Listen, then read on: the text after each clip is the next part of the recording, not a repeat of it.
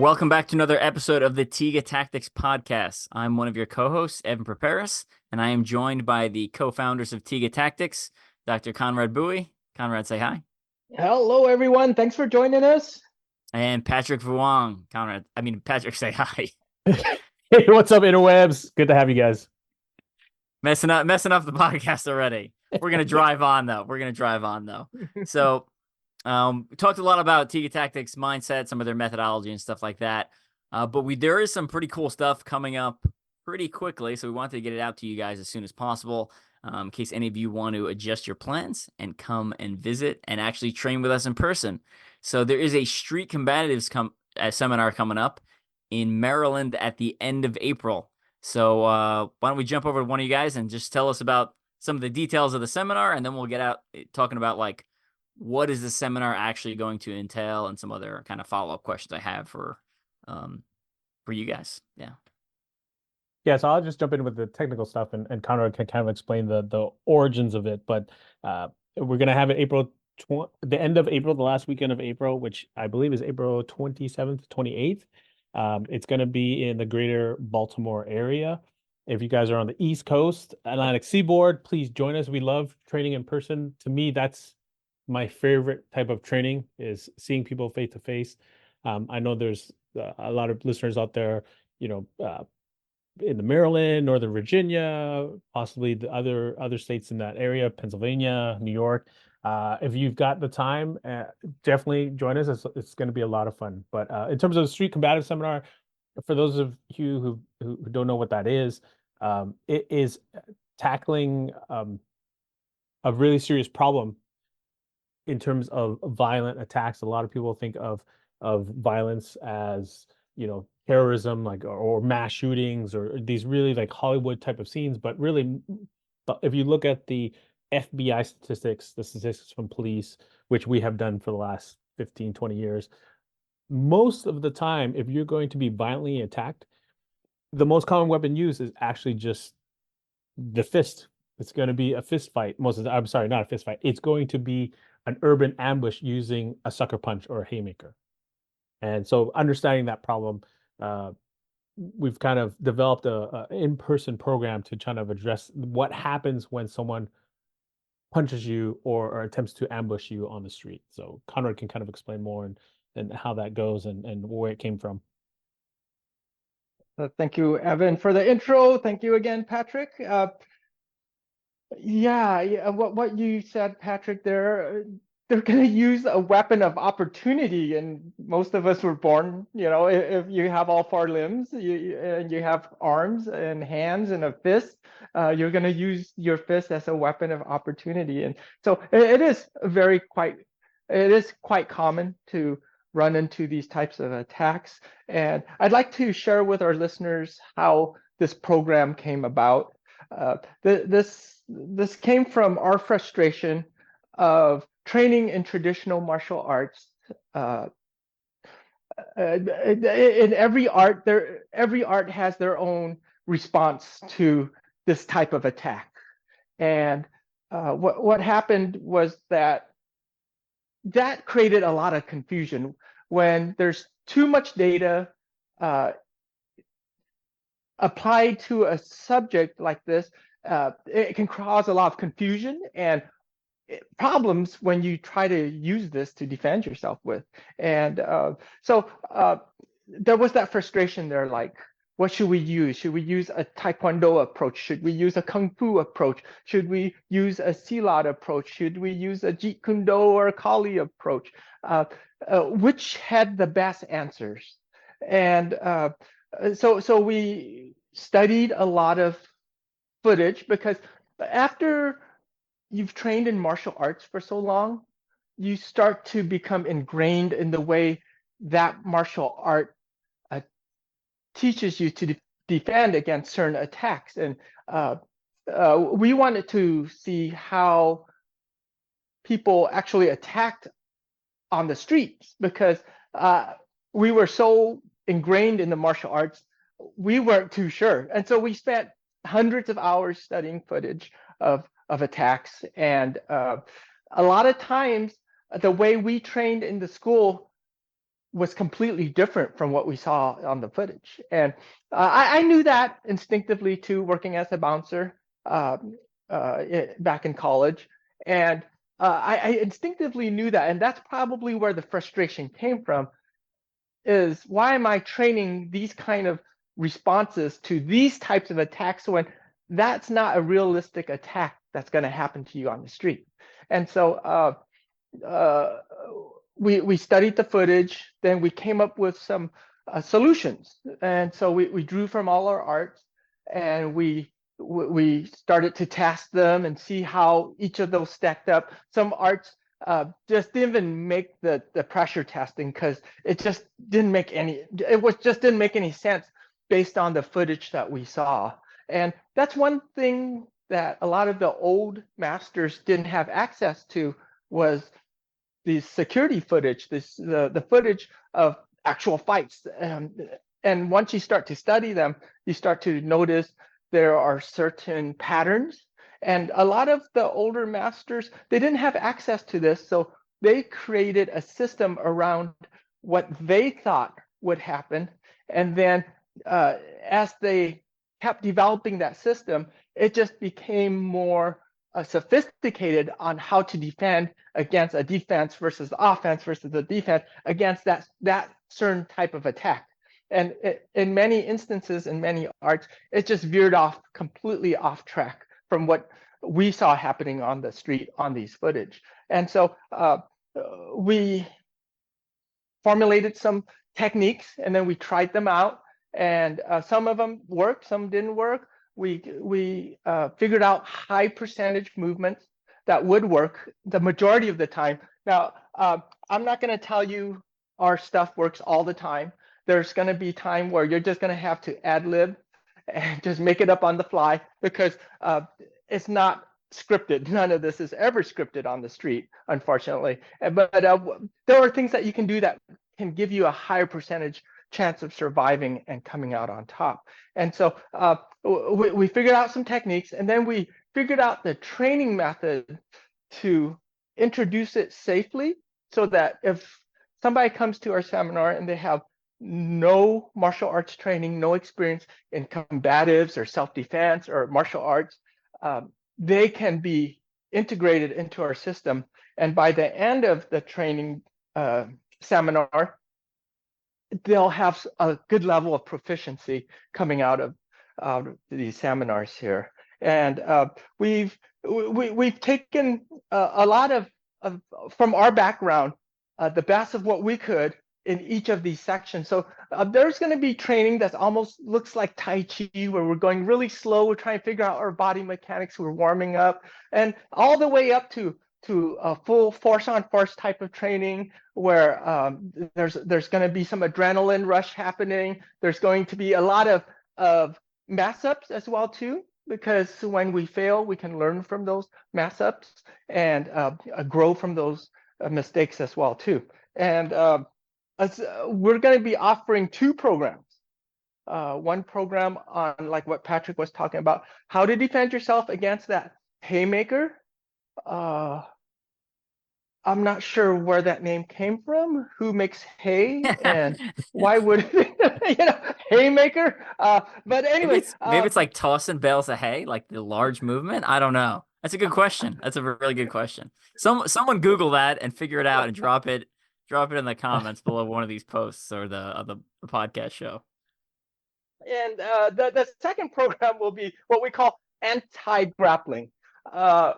It's kind of like anti-gravity, but a lot less complicated. So same thing with grappling too. Before I started Brazilian Jiu-Jitsu, I was really clueless on the ground. I did some wrestling back in middle school, but other than that, I was clueless on the ground. And so I knew that was my weakness. So I took the deep dive into Brazilian Jiu-Jitsu, spent over 12 years to get my black belt in Brazilian Jiu-Jitsu.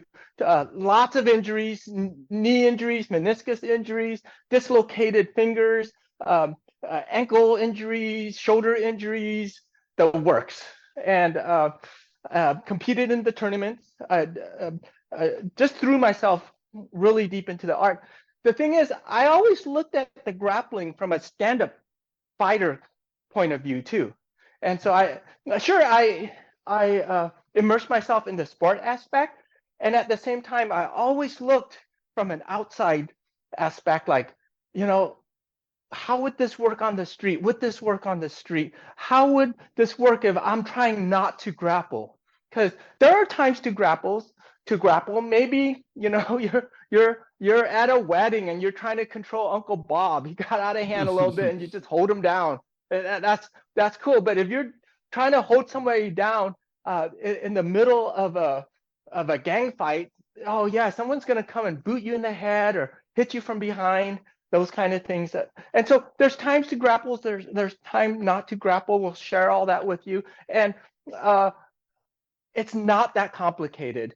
I would say street grappling requires maybe 5% of my jujitsu knowledge, but which 5% is it? And so we're going to share that 5% with you that'll make you effective. This is the same 5% I would use on the street. I'm not going to pull De La Hiva guard. I'm not going to barambolo anybody, and I'm not going to jump an armbar on anybody.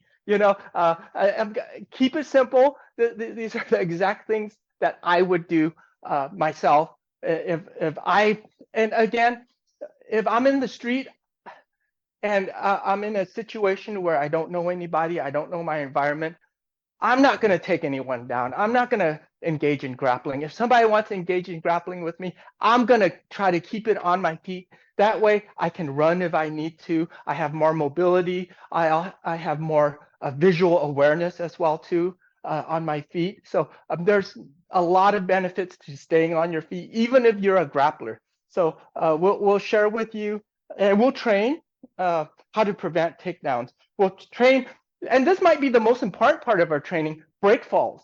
As we get older, we lose our sense of balance. We have a chance of falling. If you live in a place that has snow or ice, you're gonna fall. You're gonna slip. I used to live in Denver, and it's everybody there has fallen on their butt at one time or another. Just the break falling, that I think is a valuable life skill, maybe almost as important as swimming. And so we'll go over the break falls. What to do? You'll 100% use, like, you may never have to pull your EDC tool. You may not have to defend a sucker punch, but like you will 100% use break fall at some point in your life, like 100%. And especially as we get older, if you fall and hurt yourself, like that could be the start of the downward spiral, right? Mm-hmm. Like you break your hip and now you can't move, and now your muscles deteriorate, and if you haven't been working out, now they're not gonna be able to bounce back, and blah blah blah blah blah. It's the first domino that falls, essentially. So a little off topic, but a little on topic. I'm wondering, I remember you talking to me about running these ultra optical courses, and sometimes you fall asleep and you start veering off course, kind of. Have you ever fallen, like, running those courses? Nothing where I got seriously injured. Like I've come off obstacles weird and like kind of twisted my ankle a little bit, and you just kind of like limp it off. So that when I do short obstacle course races, I tend to be more dynamic, more explosive, more high risk, where I'll jump off of things and I'll roll and stuff like that. When I'm doing ultra distance, when I'm running like 8, 12, 24 hours, I tend to be a lot more cautious coming off obstacles, because if I save a second there, it's not going to matter over a 24-hour race typically, right? But if I hurt my ankle coming off of something, it will matter. So I'm much more cautious there. I have fallen off obstacles as far as like rigs and stuff like that, and I have not broken anything. And I wonder if some of that is just like my instinctive, break fall motion ability from training, where like I probably did some sort of similar motion without realizing it, right?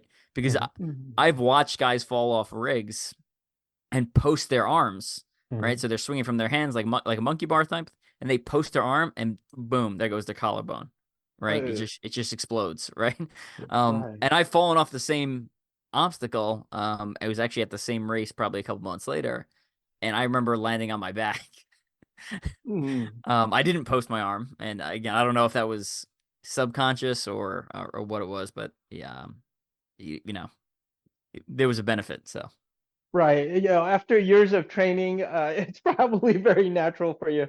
Let me continue on with our curriculum. The break fall, a valuable life skill, I believe. And if you have done break falls in the past, this would be a good review for you as well too, and maybe a different way to look at certain break falls, because every style, every school does it slightly different.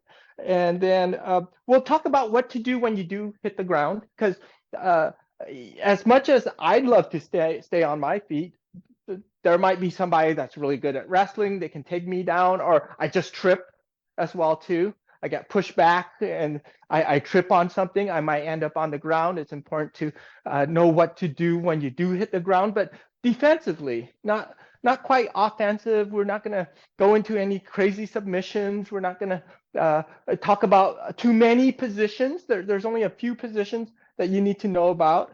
And then how to get back on your feet, how to get back on your feet safely without getting with a lower risk of getting your teeth kicked in. Of course, once you're on the ground, there's just a high percentage of issues going down there, especially if there's multiple opponents or even one opponent standing over you. So what's the safest way to get up? A lot of those things came from Brazilian Jiu-Jitsu, some from MMA as well too. And then beyond all that too, I think more valuable than the physical training will be our mindset training. Some of the mindfulness skills that we'll teach you will give you drills and certain tools to use to take home and use. We'll share video footage with our participants, and we'll discuss those video footage. We'll dissect those footage and see what we can learn from them. And then we have some special guests this year as well too, and we'll announce the special guests as these weeks go by. But we have some special guests that I'm looking forward to learning from these special guests too. Oh, nice. Yeah, you mentioned earlier the CCTV footage, which is just huge, right? The fact that the masters were theorizing, 50, 100 years ago about this, and now we have actual data. One of the follow-up questions I wanted to ask was, have you seen, right, so we went from like more of a boxing kind of history / culture, and then, post 93, post the first UFC, there's now a lot more people watching UFC, which has takedowns, which has submissions. Have you seen that start to trickle into any of the CCTV footage, or is just the average attacker just so poorly trained and not doing that stuff that it hasn't quite influenced that? Or do you not have enough data points from like pre UFC, because obviously there's not as much CCTV footage from pre 93? Myself, will ask Patrick, but myself, I'm starting to see more of it. I think a couple reasons, like what you said, UFC is becoming more part of the popular culture now. More people are watching it, and you'll see sloppy takedowns happening. And also, there's more of our population taking Brazilian Jiu-Jitsu and wrestling, whether that was in a school program, like a bunch of school programs in the Midwest. Kids in middle school, just like myself, were learning wrestling. And also the popularity of Brazilian Jiu-Jitsu. It's almost on every street corner now. And so you're going to have a lot of people that might not have gone through the entire program, but they've maybe put in a year or two at the school. And so you're going to see more and more people looking to grapple more regularly. What are your thoughts on that, Patrick? I agree. Yeah, I think it depends also on the type of violent situation. If it's mutual combat, you will see more grappling. Two dudes, big ego, or hey, you look at my girlfriend, whatever. You know, they square off, they fight. You know, one will sometimes attempt to do a takedown. You might see some situations that are kind of similar to what you might see in a mixed martial arts arena.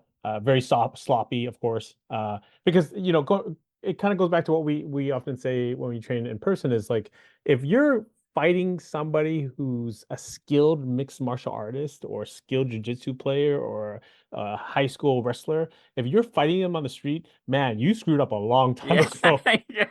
Yeah, you're in trouble. Things Yeah. yeah. You know, like, You did not read the signs very well. That right, is yeah. that Did is you not see the cauliflower ears? Like, yeah. Yeah. you know, so to see like really high level jiu-jitsu in these videos is very rare unless the person defending themselves or the person who like the innocent bystander who jumps in, they might be a high level jiu-jitsu player because they're trying to either protect themselves or protect an innocent person. But in terms of like mutual combat or just a random attack, the attacker won't be very skilled. They'll be very sloppy.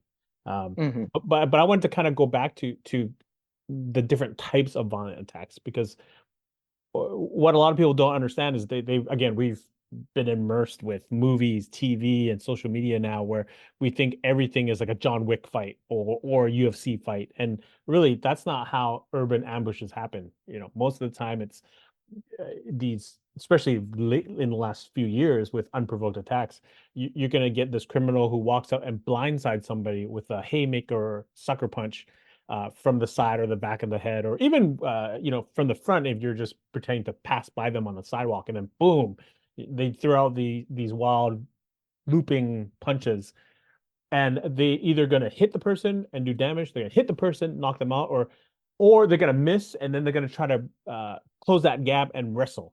And so usually the three sequences in a fight is sucker punch, somebody falls down or gets taken down, and then it's the boot party. You know, you're getting kicked in the head, you're getting stomped on, or they're both wrestling on the pavement. And so that's generally the three stages of a street ambush. And again, like I said before, most of the time it's going to be very sloppy because they're not going to, you know, again, going back to what I said before, is like, if they're a criminal, they're probably not going to spend 10 years to get their Brazilian Jiu-Jitsu black belt, right? They Right. might take 6 months, if that. And then if they do become a black belt, they're probably not going to be randomly punching people on the street. You're not randomly attacking people in the street. Yeah. Yeah. Yeah. So it's really important, as we will emphasize in the seminar, is to do the research and to study these videos, and read the reports, read the statistics, because then you will have a better understanding of what you're most likely going to face if someone's going to attack you on the street. But that's really, really important because, as Conrad said before, you know, if you're only immersed in martial arts, you're going to always assume that someone's going to give you that perfect reverse punch from the hip. Or if you're a boxer, you're going to think, oh, jab, they're going to throw a jab cross at me and I'm going to, you know, parry and step off the line and hook. Like, you know, those things don't happen. If you're fighting a fellow martial artist, man, one or both of you screwed up a long time ago. That basically doesn't happen. Very rarely does it happen in the videos that we see anyway. And I know there's a whole bunch of pre-attack indicators as well. That a lot of times you'll see on these videos, and I'm sure we're going to go over all that stuff in the seminar. But I wanted to, for some of our combatives training, we do some scenario work as part of like the some of the courses. And what's funny is these are, you know, students essentially role playing, and I would watch them do a lot of the pre-attack indicators that are like you'll see in the CCTV footage. You know, the fixed gaze, the darting eyes, or like the like the clenching of the fist and like the unnatural arm movement. You know, like all these different pre-attack indicators for you know, a closed fist strike or a stab, etc. You'll see on role players doing them as well that don't even realize they're doing them, and it's not even like that high of a stress situation. It's, you know, it's this scenario based situation with where there's no one's really going to get hurt. So it's pretty interesting. It's just basic physiology, you know, and that's again why we do what we do, because you know, based on our experience, the stuff that we watch, and also Conrad's background in you know, the medical world, we bring in the science. You know, this Tiga Tactics Combatives is science based, and we see how people prepare to attack without realizing they're preparing to attack. Yes, 100, so much. the false And straws, the Mhm. all this, all the stuff, you know. Yeah. Exactly, exactly. And one of the reasons why we can study it is because these things are predictable because people always forget this. We're animals. We think because we're humans, we think we've got airplanes and iPhones and all these things that we're not animals. But we are animals. If you watch a tiger stalking its prey, it's very, very similar to a human stalking his next victim. Very similar. Obviously, we're wearing clothes, we're a concrete jungle, but the mannerisms, the way that things are set up, how they always wait for the right opportune time to do it. It's an urban ambush is within 6 feet. Nobody, I've watched literally hundreds of videos. I've never seen a criminal scream, "Hey, I'm gonna attack you now," and then run from like 50 yards away and attack somebody. It's always they sneak up on you, they pretend that they're just walking by, and then bam, within 6 feet, most of the time within 3 feet, that's when they use speed, violence, and the element of surprise to get their victim. And it's not unlike an eagle, a tiger, a bear. It's all very related because we're all animals. It's funny with some of the pre-attack indicators, not that I'm about to attack someone, but sometimes I feel myself doing the same movements. You know, like if you're concealed carrying, like people will touch the gun or something to make sure it's there, or touch the knife to make sure it's there. Yep. Sometimes I find myself doing that, and I'm like, man, I know the answer, and I'm still doing it. Like subconsciously, I still have to like make sure it's there. It's pretty funny. It's interesting. So. Oh. And you talking about the seminar and how we're gonna, some of the stuff will be Tai Chi, but then some of the stuff will be more resisted. And if anyone who's like concerned, the ratcheting up is slowly. By the time we get to like the pressure testing phase, as someone who's been through two of the seminars, we didn't have anyone who was not physically or emotionally ready to go through like the pressure testing by the end. So if anyone's kind of like nervous about that, I would not be, because by the end of the seminar, you'll come out feeling better trained and more capable, of not only situational awareness, but the mindset, skill set, tool set, for surviving street combatives, street encounters. Yeah, absolutely. I think people, Conrad have said this before in some of our other episodes. A lot of other martial arts, they make the mistake of thinking that they'll go from zero to hero, you know, whether that's defending against attack on the street, or whether that's just how they train. They're just like, hey, put on the gloves, let's go 100% full contact, or the opposite, which is they never pressure test and everything is theoretical and everything's in the air. And so we bridge that gap where we have progressive, realistic training. So you'll start slow, and then we go smooth, and then we go fast.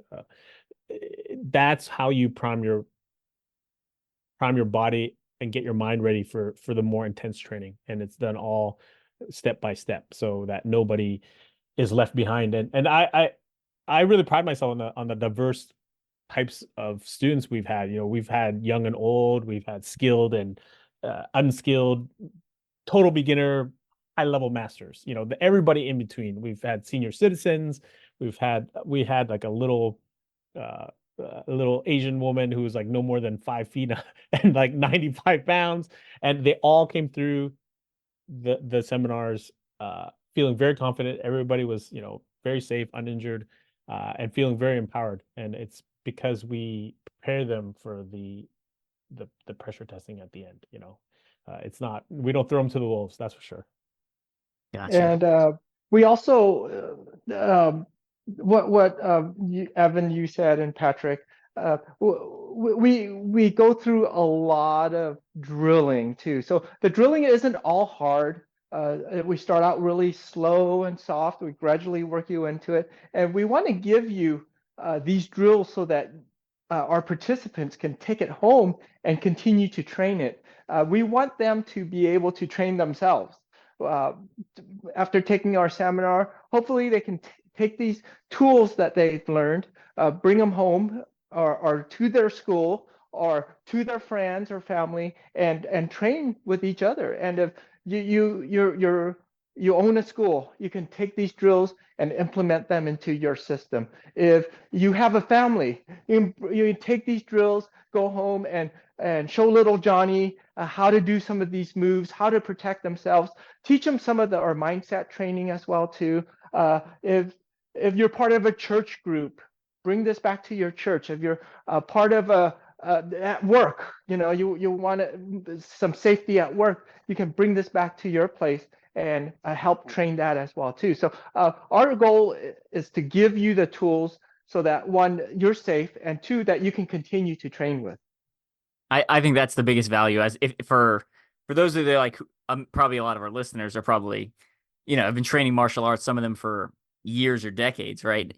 I think the biggest value in Tiga Tactics is you two have done the distillation process already, and it's like, all right, it narrows the scope. Be like, all right, now I know what to teach someone who's not going to spend as much time training, right? So I think there's a lot of value because you have so many. Anyone who's been training for a while has so many moves and so many variations and so many options in their brain. When they go to like teach someone, they're like, I don't even know where to start sometimes, or like, how am I supposed to teach you something if I only have a week or a weekend or a month? Like, how do I get you ready super quick? And I think the template you guys provide and the courses you provide do that for people, and allows you to, and again, based off of the CCTV footage, all the stuff we've talked about already. The one kind of follow up I wanted to ask is, right, so you have a lot of our courses are online, and again, link will be in the show notes down below. Check it out. So we have a punch defense course, several anti-grappling courses. If someone has taken let's say someone has taken all those courses already, is there still value in coming to the seminar? That would be my question.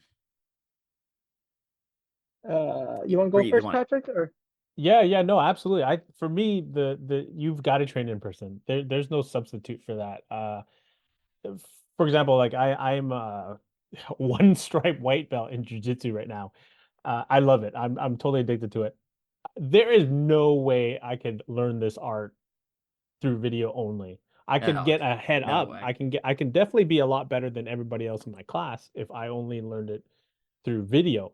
But at some point, I've got to get on the bat and do these moves on somebody else, and that's very difficult if I don't have a partner, But that's jiu-jitsu. Obviously, grappling requires a partner. There's absolutely. But in terms of just street combatives, where you're fighting for your life in a realistic, scenario that could happen, I think both is very helpful. The online courses allows you to train at your own pace, in your own home when it's most convenient for you. You can do it by yourself.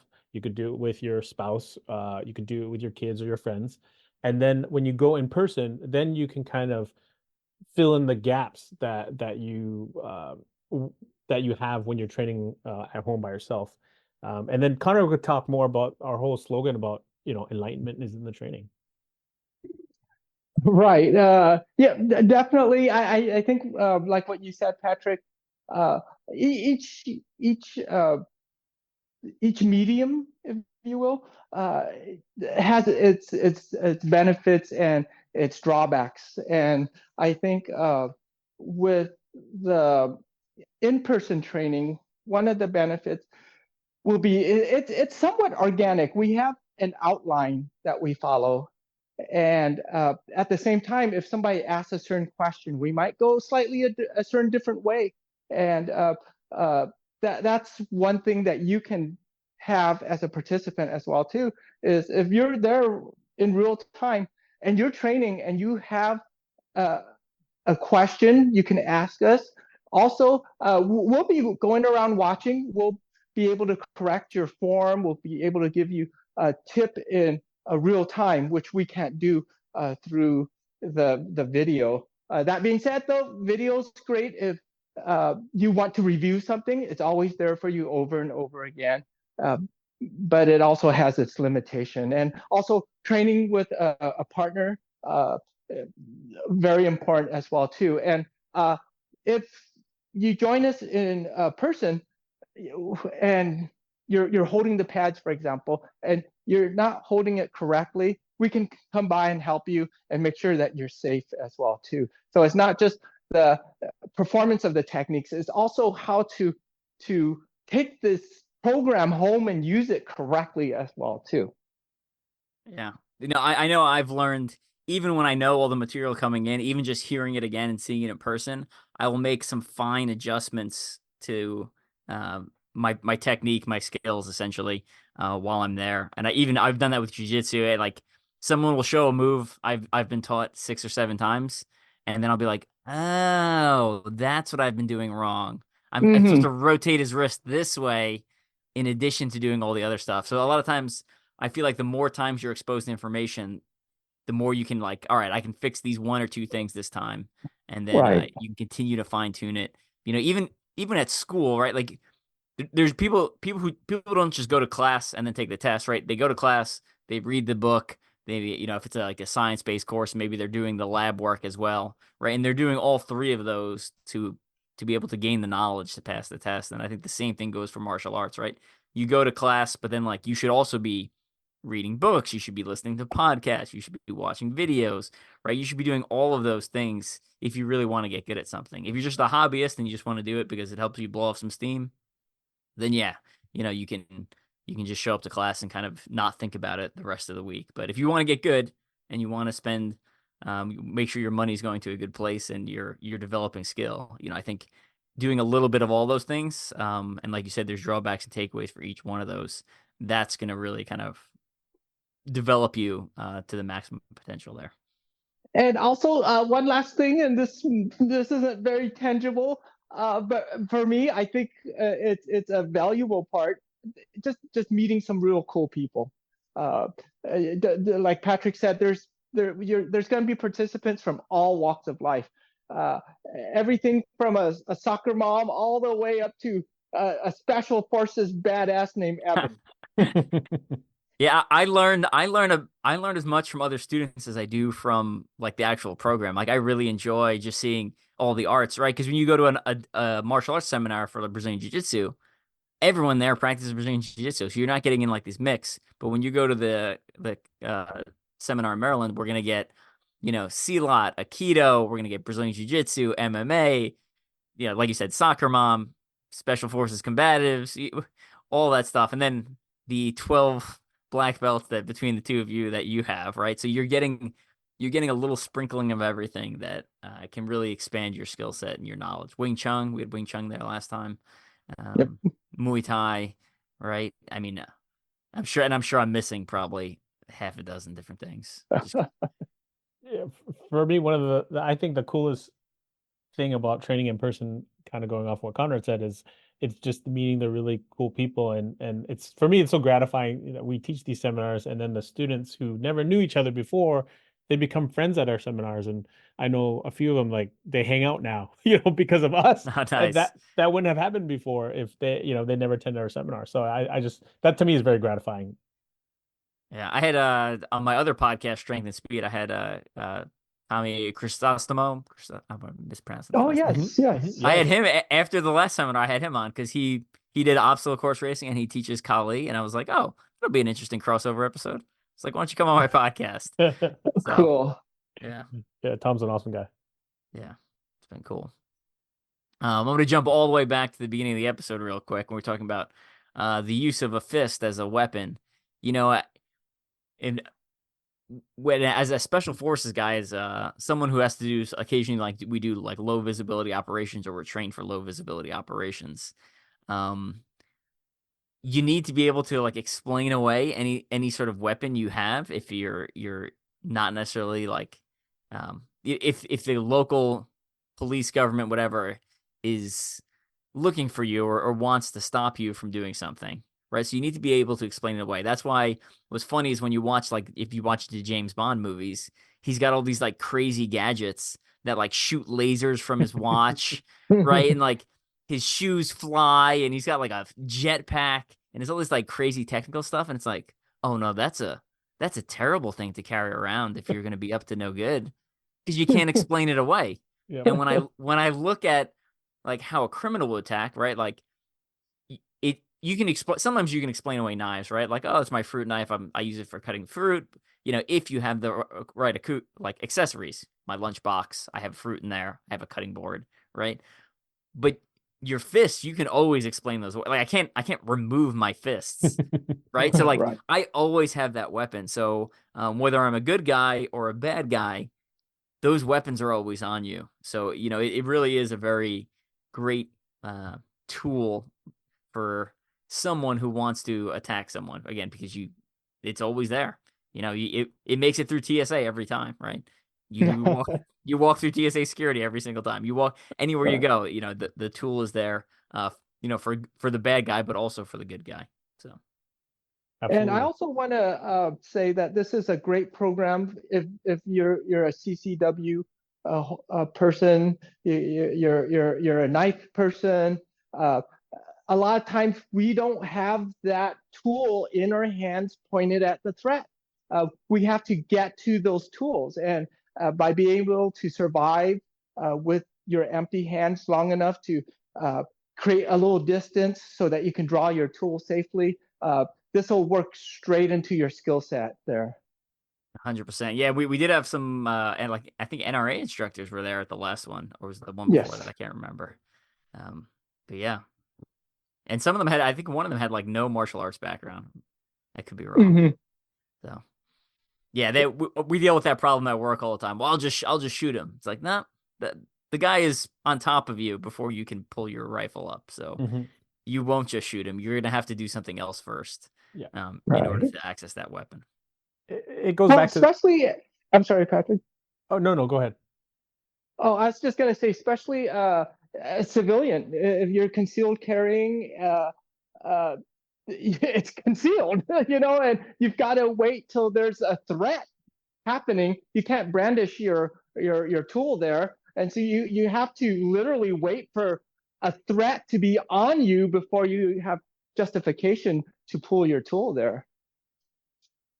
Yeah, all that just kind of goes back to the popular saying now, which is, you don't want to be a gunfighter, you want to be a fighter with a gun, and that goes with whether it's a knife, tactical pan, flashlight. You want to be a fighter or a warrior who's capable with any weapon, whether that's your empty hand or your foot or a book, baseball bat, scissors, whatever happens to be. I think more often than not, I run into a gun enthusiast, a shooter, police officer, military person who can't punch, kick, knee, or elbow worth a damn, worth a damn. So they're just relying solely on their tool set, and their skill set is severely lacking. So this seminar and just our training in general is a way to remind people that you have to be as well-rounded as possible, because you can't, as Conrad said, nobody's walking around with a gun or a knife in their hand unless they want to be shot by the police. So even the police, holster their sidearm Yeah, weapon absolutely. going to Right. class. Yeah. We like to say the enemy has a vote. That's Yes. what we always say, right? So whether you're, in Iraq or whatever, right? We would prefer if they would just go stand toe to toe and shoot it out with us, because we would crush them, right? Mhm. But that's not what they did. They did insurgency, dressed in plain clothes, etc., setting bombs, setting ambushes. Same thing goes with criminals in the United States, right? Mhm. They have a vote in what you do, whether it be we're attacking with a knife, we're attacking with a punch, or we're attacking by tackling you to the ground. So Mhm. you have to be, like you were saying, you have to be comfortable in all of the ranges.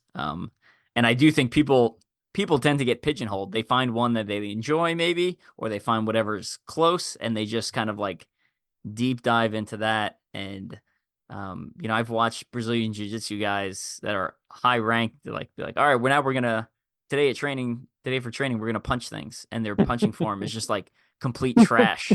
And I was like, I thought you're a martial artist. I assumed you knew how to punch. Yes. You do Yes. not, even though you could tie me into a pretzel if we roll, So it is, you need a little bit of training in everything, and I think even like I really love knife arts. I think those are really interesting, but I think my knife arts have gotten better from being capable in the other ranges of combat, right? Because I now, with from striking training, I can get to the outside. I'm better at getting to the outside and getting to the flanks. And then from the grappling training, right, obviously grappling over knives, but then also like arm dragging someone to get to their flank. So I think if you train across all of them, they all kind of tie in together, and you'll find you build up in different ways in the different ranges, even if you weren't expecting it. Yes. Right. All right. Anything else we want to cover before we kind of wrap this up? No, we just look forward to seeing you there, listener. Yeah. So with that is the next in-person seminar, I believe, at the end of April. Any other things on the calendar we can sneak peek now that have been more finalized, or? Yeah. So in May, we'll be having our next Zoom webinar. And so that's an opportunity for people who live around the world, but they can't train with us in person. They can join us live in real time with our webinar. So that will be in May, and then in June we'll be in San Francisco, also doing the Street Combative seminar for the West Coast. So those are two other events that you can look forward to if you're west of the Rocky Mountains. Instead of flying over to Maryland, you could always join us in San Francisco. Sounds good. Dr. Conrad, any closing thoughts or any announcements, shout outs you want to make, etc.? No, other than let's go ahead and just reveal our first special guest instructor, which is you, Evan.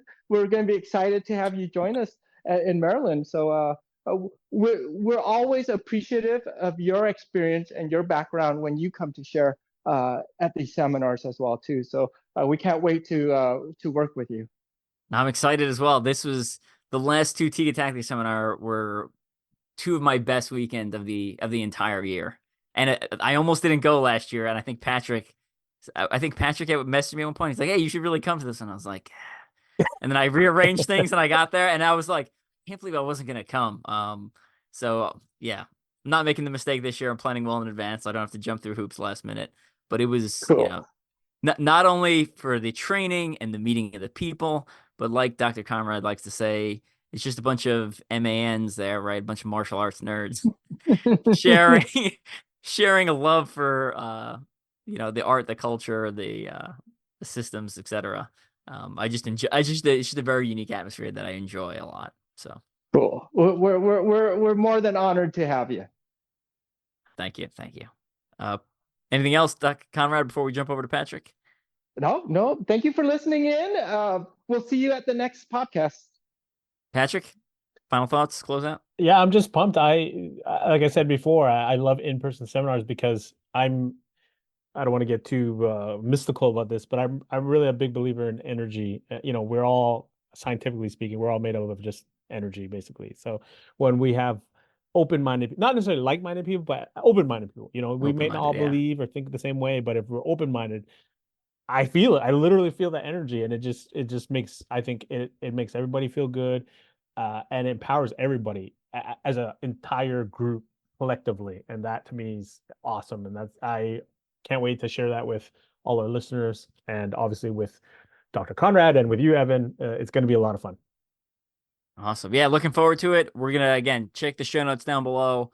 I'm going to drop links down there for all of our social media channels. I'm going to drop links down there for the seminar. I'm going to drop links down there for if you can't make the seminar, but you want to get some of this information through some of the online courses. Again, we highly encourage you to not only take the online courses, but also to come to the seminar. Or you can do it either order. I think either one works. And just to kind of get that knowledge, get it in, have a way to access it, and continue to refine those skills in the future. So looking forward to seeing you all there. And yeah, check the notes down below for all the good links and all the good stuff down there. We will catch all of you guys later.